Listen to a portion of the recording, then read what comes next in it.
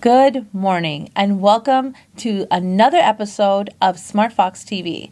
If you like our shows, please don't forget to give us a thumbs up and subscribe.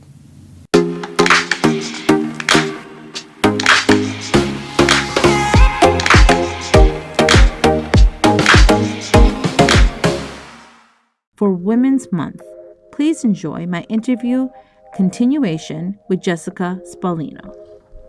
But that's what's amazing about women who have accomplished as much as you have. I mean, how just a short story about how you started from here. Like how many years has this been now that you've started? When this came into your mind and you said, "I'm doing this."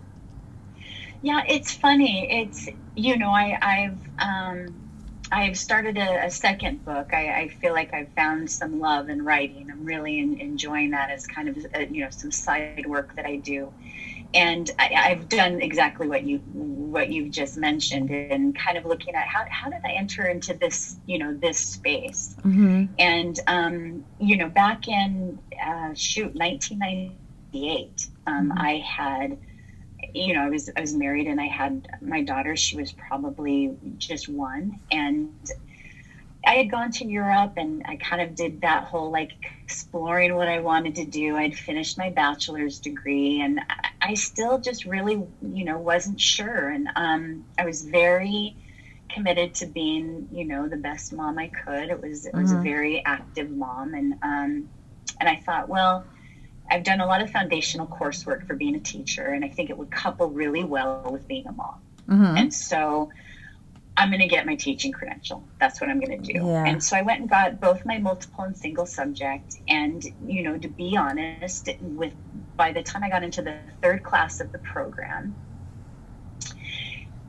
I felt pretty certain it wasn't going to be for me. Yeah. And I really kind of banked on that's what I was going to do. So it was a tough thing to face. Yeah. And then I was in a position of a mom, and I'm pretty driven. But now what? What am I going to do now? And so,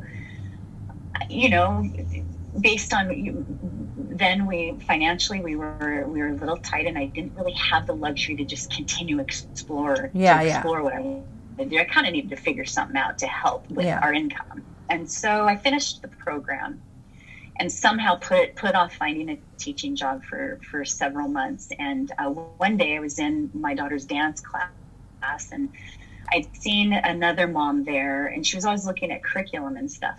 And I was very intrigued by what she was doing. So one day I finally said, "What are you always working on here? It looks very interesting." She said, "Oh, well, I'm a curriculum coordinator for an independent study charter school." And I was okay.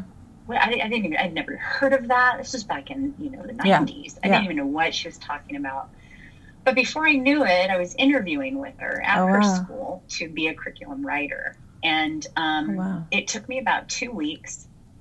I started writing, and I started meeting with teachers just to get some feedback on some curriculum. And I was watching what they were doing with families. And they were meeting with students individually. They were helping students not just with their academic coursework, but with plans to be successful students. Many of the students that this particular school was serving were disenfranchised. They had some sort of very serious challenge in their life, whether they're incarcerated, or they had been in and out of trouble, or they were pregnant.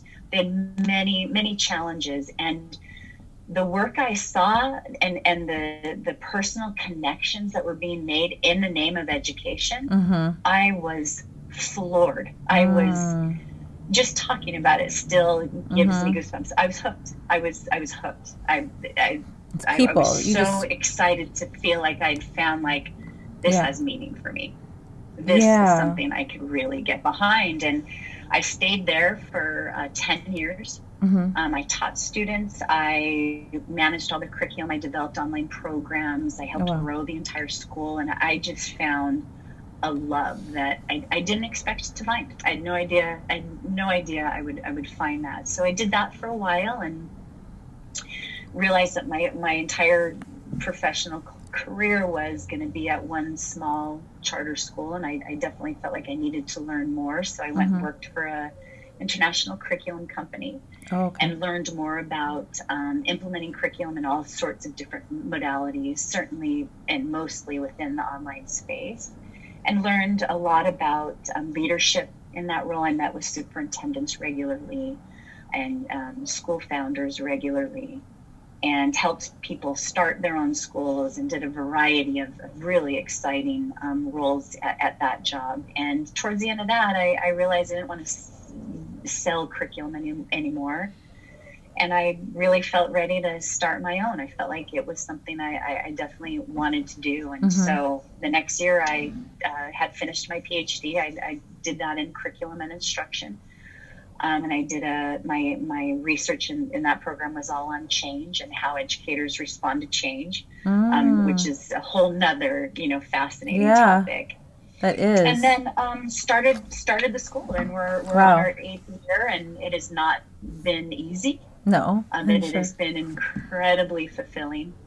And every day that gets hard, all I have to do is remind myself that we're making a difference in students' lives in the way that I witnessed in 1998. I know we are impacting individual lives that way. Definitely. In a modality that reaches students that don't feel like they have a place in some of the traditional models. Yeah.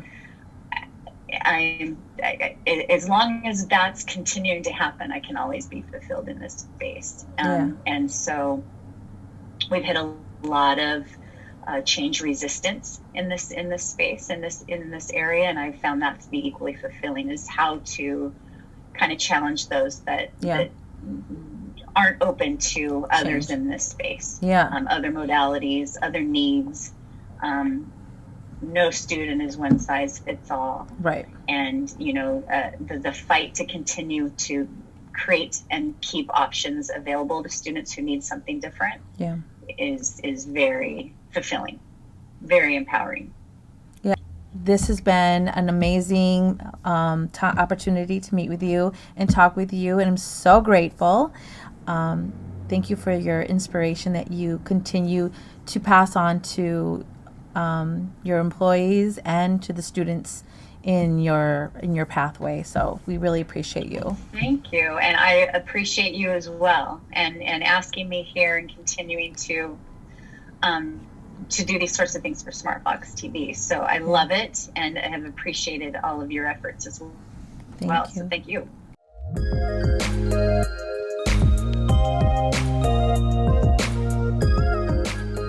Welcome to True or False. Let's see if you can get all of these correct today. People can't breathe and swallow at the same time. Twinkies can stay fresh forever. The first tea bags were made from silk. The Eiffel Tower leans away from the sun. Stick around to find out if you got them all correct. Hey everyone, this is Kim, and thanks for joining me for the current news. If you weren't aware, just a few days ago, a gunman opened fire at 3 different massage parlors, spa places in Atlanta. 6 of the 8 victims that were fatally wounded were Asian, and with that being so, sparked serious debates across the U.S. whether or not this tragedy was racially motivated.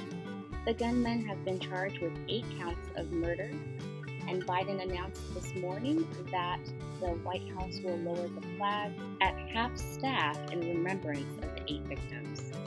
This is Kim, and thanks for joining me for the current news. Welcome back to True or False. Let's see if you get all of these correct. People can't breathe and swallow at the same time.